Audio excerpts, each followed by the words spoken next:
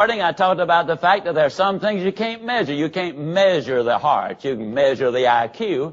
One of the reasons I talk to both the head and the heart is because I like to get to your intelligence logically, but even more importantly, I like to get to you emotionally, because we cannot measure that heart. And inside of us there is so much, but the picture is the key.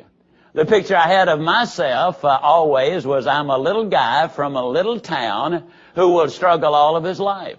When I was 17 years old, getting ready to go off to the Navy back in the big war, World War II, some of you have heard about it, it's been in all the papers. I was getting ready to leave, and my plans was to go off to war and then come back and literally to open a meat market in Yazoo City, Mississippi. That's the image, that's the picture that I had of myself. I never saw myself as having to have government assistance, but I saw myself as the little guy from the little town who would struggle all of his life. As a youngster, I was very small, and I did have that inferiority complex. That's exhibited. Now, in those days, that's what they call today. You know, they call it poor self-image and what have you. But the emphasis simply was that I could not do these things. The picture's important. I well remember one time one of my children came home with a terrible report card. You know, I was kind of chastising a little bit about it, and one of them said to me, I'm not going to identify which one it is. That would kind of embarrass him.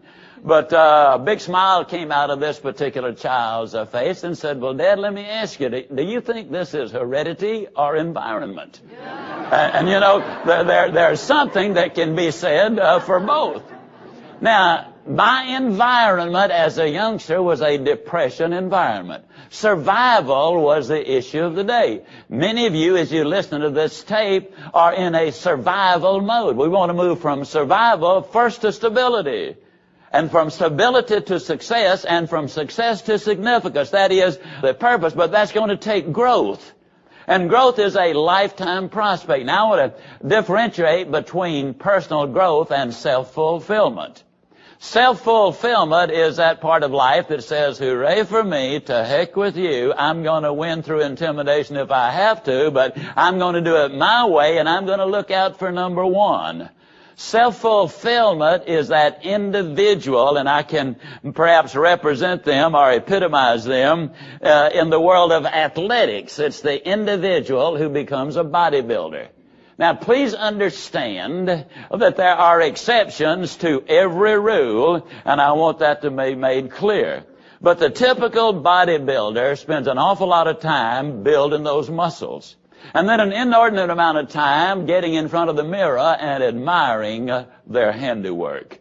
But they're not altogether selfish. I mean, many of them will put on an undershirt and walk down Main Street so that we too can admire what they have done. They will even come in the restaurant where we are eating and just kind of casually sit there, you know, in that Charles Atlas pose so we can admire. Now, let me say it again. That's not always the case. For example, Randy Webster is a trainer and a bodybuilder. He works with my son and did work with my daughter-in-law. He is genuinely interested in taking what he knows about bodybuilding and teaching somebody else. There's your difference. Now, that's personal growth. That's the individual. That's the teacher who learns things for the purpose of teaching. Self-fulfillment is the student who learns things so he or she can parade their knowledge. Maybe someday they'll get invited to appear on Jeopardy, and they can answer all of those questions, and then the world will admire them for their incredible insights and wisdom. Now, let me emphasize on this that when you get into these things, then you begin to think in terms of, I'm not the only fish in the pond. There are others, and I need to live with, work with, encourage other people. That is so important. The way you go up in life is not just on your own efforts, but by what you can persuade others to do and teach others to do. You yourself have been helped by many people on many occasions. You walk in my office today, and on the wall you will see my wall of gratitude. There are 19 people there who've had an impact on my life. And there are people, if you're honest and really reflect on it, you've had a lot of people that have helped you in your life for you to move up. Like this old boy down home says, anytime you see a turtle on a fence post, you can rest assured that sucker didn't get there by himself. I mean, he had some help along the way. Well, what are the benefits of team play? Two of my favorite coaches are Joe Paterno at Penn State and Lou Holtz at Notre Dame. Now, in those two schools, as far as I know, they're the only two major schools which do not put the names of the players on the jacket. They go by numbers. And so that big defensive tackle has a number, as does the outstanding quarterback have a number. They function as a team. Well, we all know the team success of those two teams.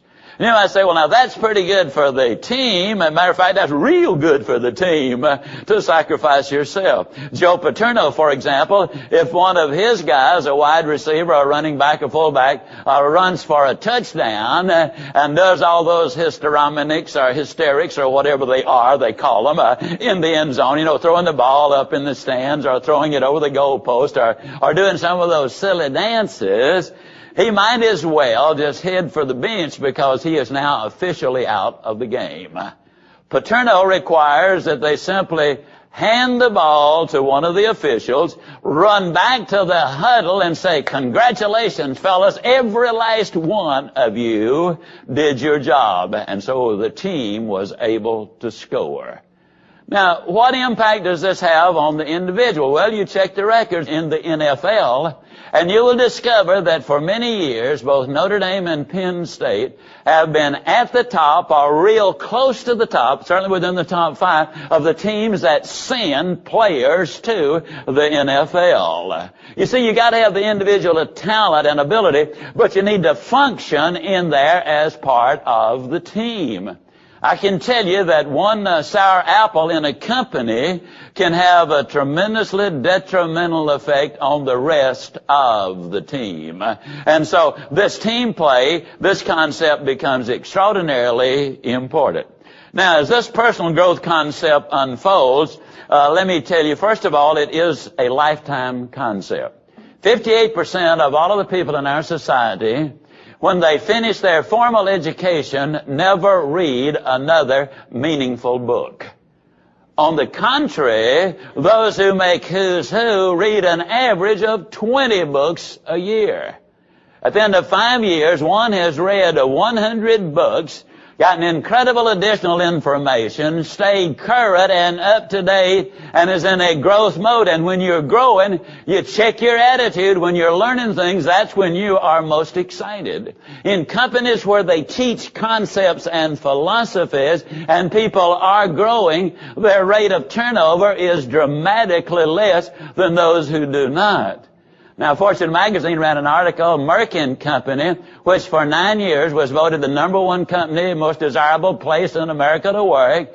What they discovered was it cost them 1.5 years' salary to replace a worker, to run the recruitment ads, and to train them, bring them up to speed. 1.5 years salary every time a trained, productive individual left. So you see, growth is important for the company and it's important for the individual. Now, as you listen to your set of tapes, let me get you to notice that the thoughts, ideas, and procedures constitute an ongoing message.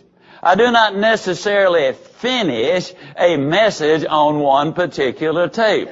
I'm concerned not with structuring something for 20 minutes or 30 minutes or an hour. I'm concerned with delivering a message that will make a difference in your life. And when the message is through, then is when we stop. Now, as you listen, I want to encourage you to get your family to listen. Because you see, what that does is it gets the whole family on the same page. You will be thinking together. I cannot begin to tell you that hundreds of people over the years, young men and women who have come to me and said, when I was a youngster, just a toddler almost, my parents were listening to your tapes and had me listening to them, and I got to tell you, for a long time, I hated you. I used to ask myself, do we have to listen to that Zig fella again? But across the board, they have said, as I got old enough to even begin to understand what you were saying, I always benefited from them. And the strange thing, I did have to admit that regardless of what you were saying, I felt better when you got through. Now that's what I covered in the message earlier, that this literally activates and floods the brain with those endorphins, the dopamine, norepinephrine, the serotonin, and those other neurotransmitters. So the physiological impact, as I mentioned earlier, there. Why should we share with the family early on? Well, according to a study done in Missouri, 65% of our working vocabulary has been acquired by the age of 3. It's an established fact that people who teach you language teach you how to think. And since your thought precedes the action, that gets to be very, very important. 80% of our characters formed by age 5, 90% of your personality by the age of 7. Those first years are extremely important. Now, for those of you who think, well, shucks, my youngest child's 47, maybe it's too late for me. The beautiful thing is you can change. Whatever the situation is, I'm here to tell you, you're not stuck with it. You can grow, you can change. Well, let me give you some of the things. Now, when I was a youngster, we obviously did not have cassette players. We did not have television. We didn't have a whole lot of other things. I had a mother with a 5th grade education, though, who was a magnificent philosopher. One of the wisest people that I have ever encountered. Dad died when I was 5, as I mentioned earlier, 6 of us too young to work. But Mom used to educate us by saying the same thing over and over and over. For example, one of her favorites was willful